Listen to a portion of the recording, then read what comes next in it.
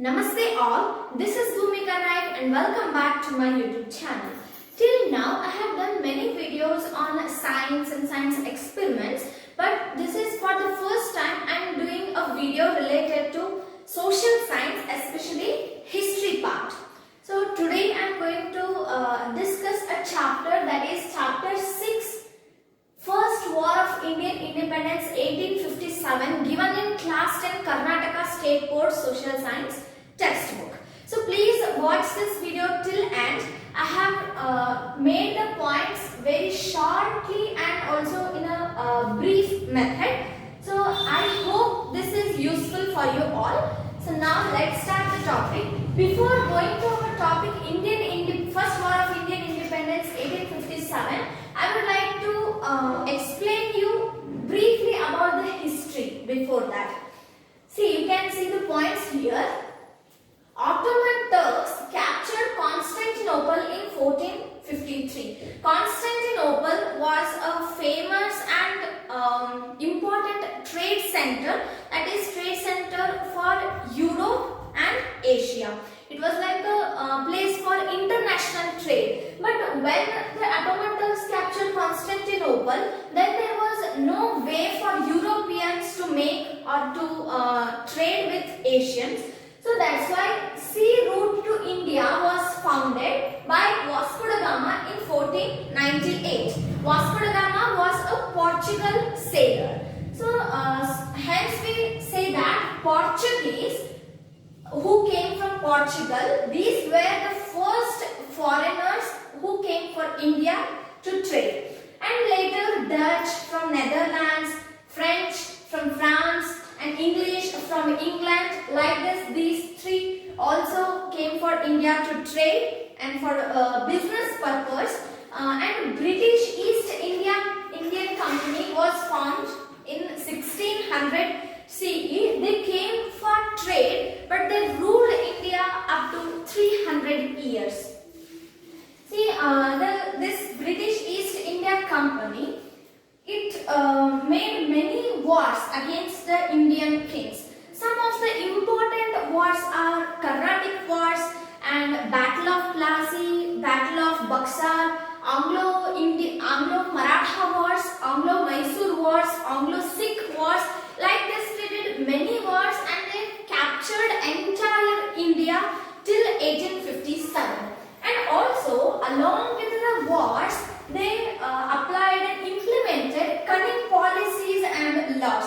They implemented many laws, but two of the most important laws are Subsidiary Alliance in 1798 by Lord Wellesley and Doctrine of Lapse 1848 by Lord Dalhousie. Especially these two laws play an important role in the First War of Indian Independence. So, British used both strength and their intelligence to conquer whole India, to capture whole India and their rule over India. So now I want to tell you another thing. Throughout this, whatever the freedom struggle of India we say, we tell it as the story of seven. See, I will write it here. It is known as story of seven. Just it is for your remembering purpose. Why we call it as a story of seven means, one is 1757, 1857 and 1947. I think you already know the importance of these years. 1757 is Battle of Plassey and 1857, as you know, First War of Indian Independence. See, from 1757, the British started their rule in India. Actually, we know that they came in 1600 itself, as we told here. But they were doing trade in India until 1757. But after 1757, they captured Bengal and they started the rule, like how the kings rule their kingdoms like that. They started to rule India, and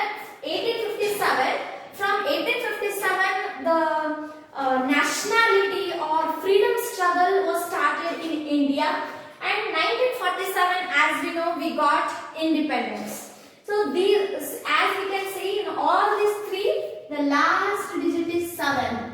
So all these three are the most important stages in our Indian freedom struggle. That's why we call it as the total Indian freedom struggle. We call it as story of 7. Just for remembering purpose, I am telling this.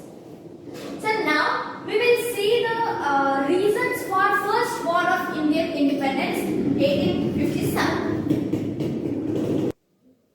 Before going to reasons, there is another important point, that is the Indian historians called it as first war of Indian independence, but British called it as Sepoy mutiny. Means they didn't consider it that high level. They just considered it as Sepoy mutiny. Means the soldiers, Sepoy means soldiers, the soldiers who were working for British, they were angry or disappointed by the British, and they means revolted against the British. Like that, the British considered it as a Sepoy mutiny, but the Indian historians thought it as first war of Indian independence, because from 1857 itself the spark of freedom struggle started in India and led to the Indian independence till 1947.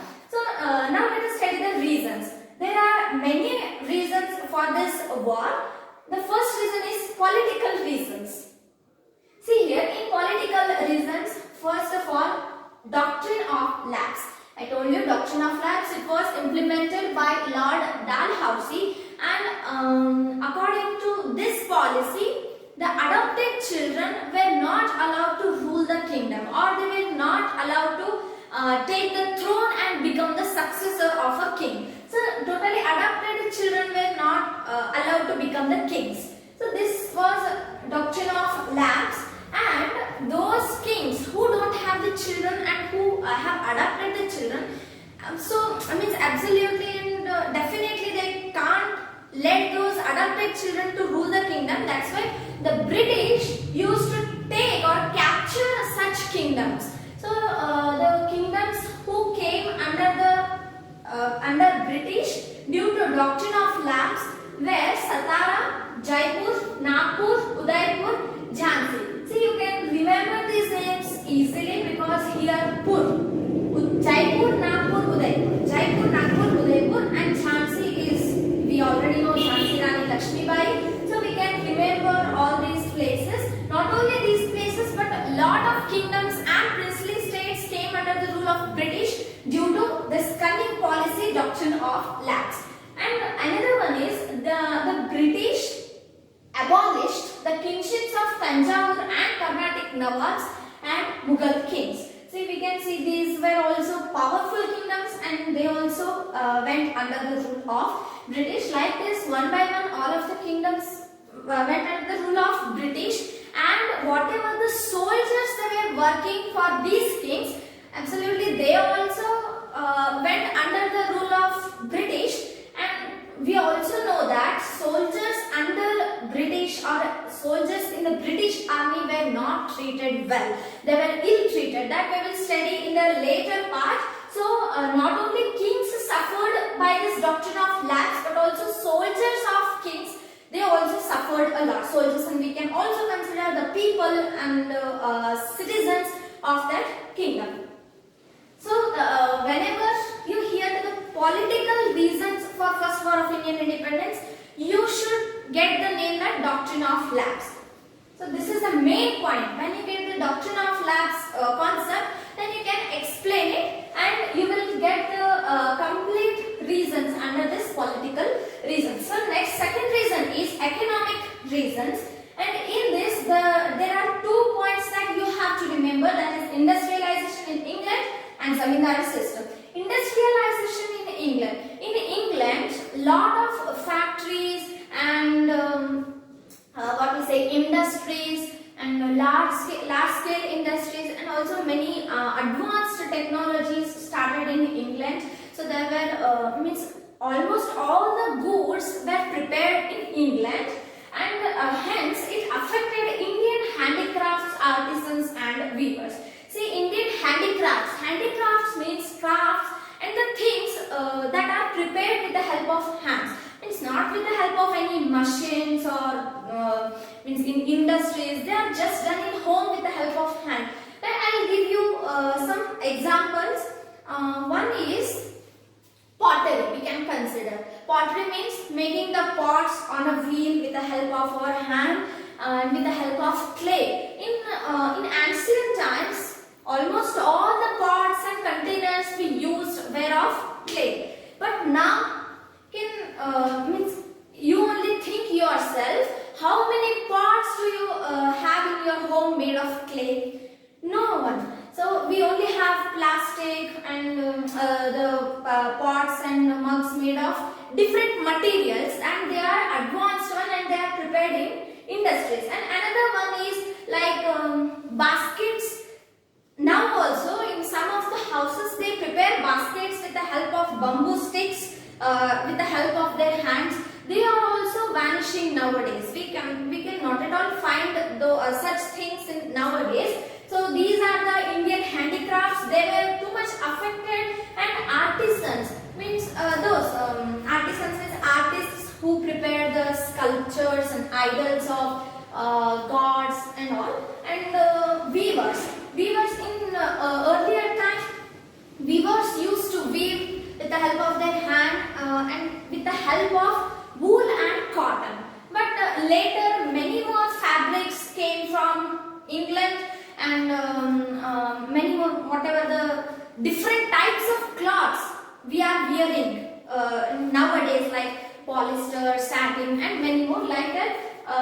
Hence it affected the weavers, means clothes made of and also we can consider khadi made with the help of charaka, and those khadi, cotton and wool, they became less utilized, and all of these handicrafts, these were means as compared to the ready-made products that came from the England, these were not compatible in the market of England. So these means this industrialization affected Indian businessmen and trade a lot.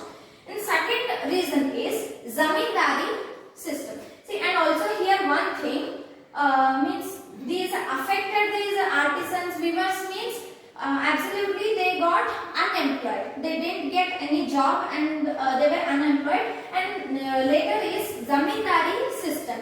We have studied many zamindari systems like permanent zamindari system, raitwari system, mahalwari system that were implemented in different periods of time, and in all these zamindari systems it affected farmers.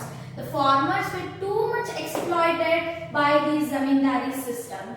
This zamindari system, the name itself tells that it is based on zamindars. The zamindars were the links between common people, that is farmers, and the British government. The zamindars had to collect a fixed tax from the farmers and they had to give it to British government. But what the zamindars did is they started to collect more money from the farmers. Means they collected more money, they submitted that particular and fixed money to the British government, and whatever the money that is left, they used it for themselves. That means zamindars became greedy. Due to that, it affected farmers a lot. Means even though the farmers means even though they didn't get proper crops due to droughts and due to many other reasons, if they didn't get good crops, then they didn't get money, and at that time they used to get loans, and means they were unable to pay those loans. At that time they used to sell their house. Like this, farmers became unemployed also, and they affected a lot. And many inam lands we call. Inam means gifts. Some of the kings, they used to give lands as a gift for some of the important ministers and priests that worshipped in temple like this. But the British, they recaptured all of the lands that were given as a gift to the farmers and common people, ministers and all. So if you hear the word economic reasons, then suddenly you should remember industrialization in England and zamindari system. These two important points. Now there are three other reasons. We will study it now.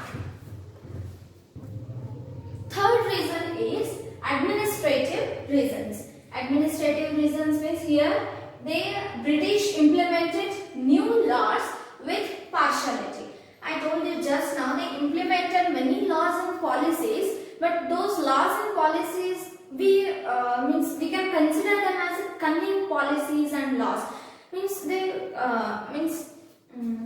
They implemented many laws and policies, but they were not beneficial for Indians. And another thing is they implemented new laws with partiality. Partiality means some particular rules for Indians and different rules for British.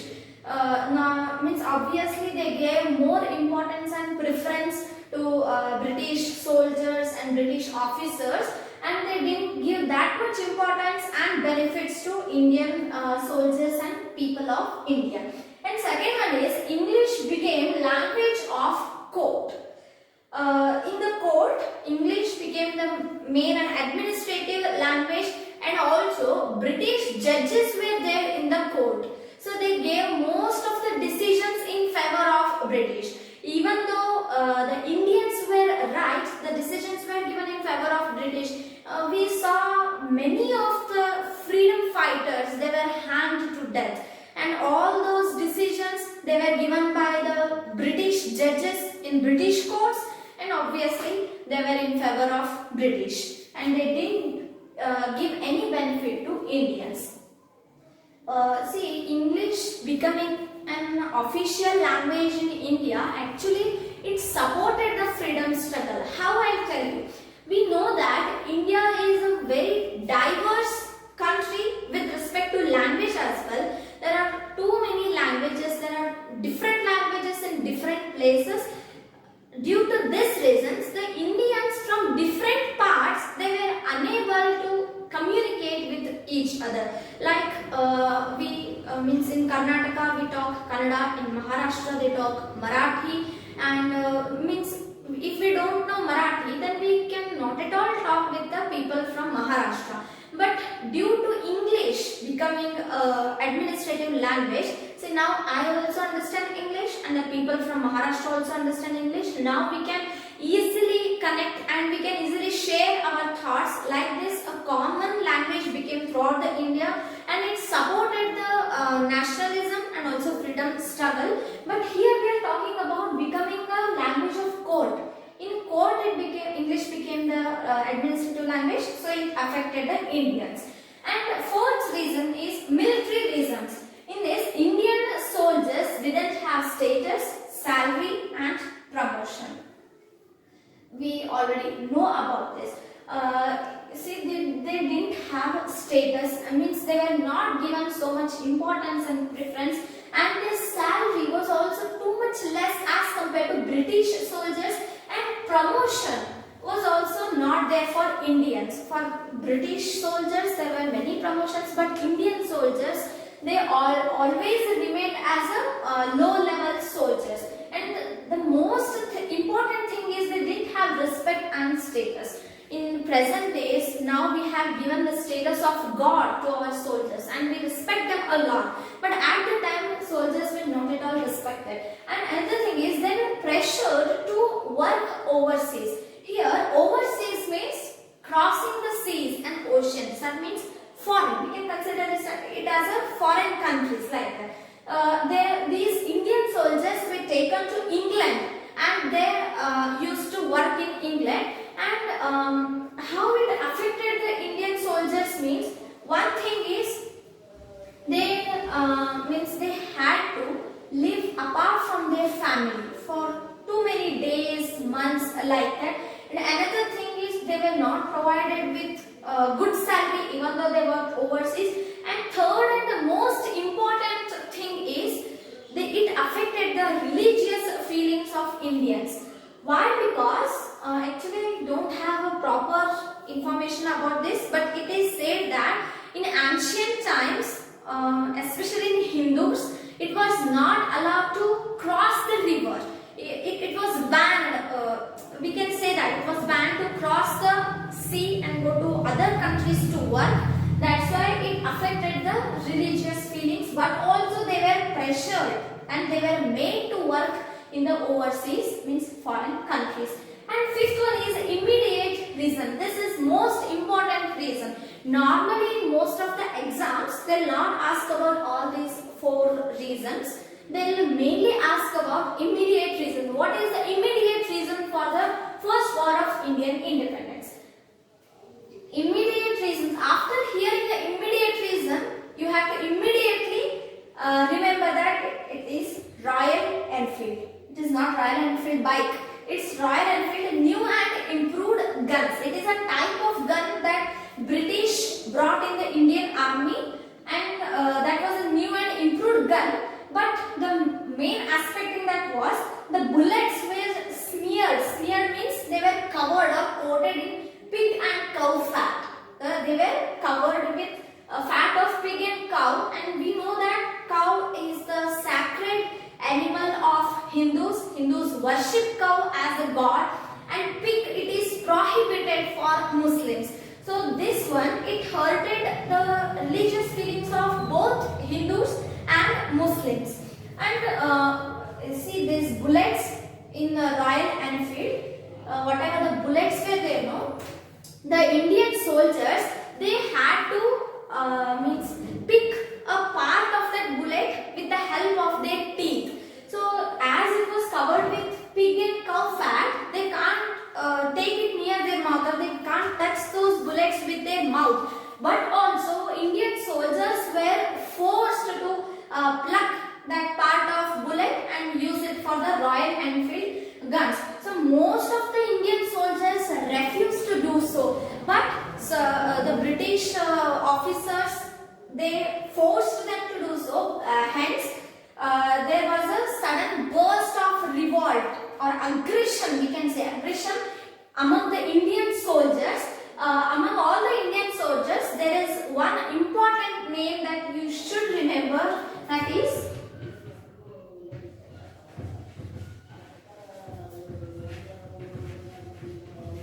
Mangal Pandey.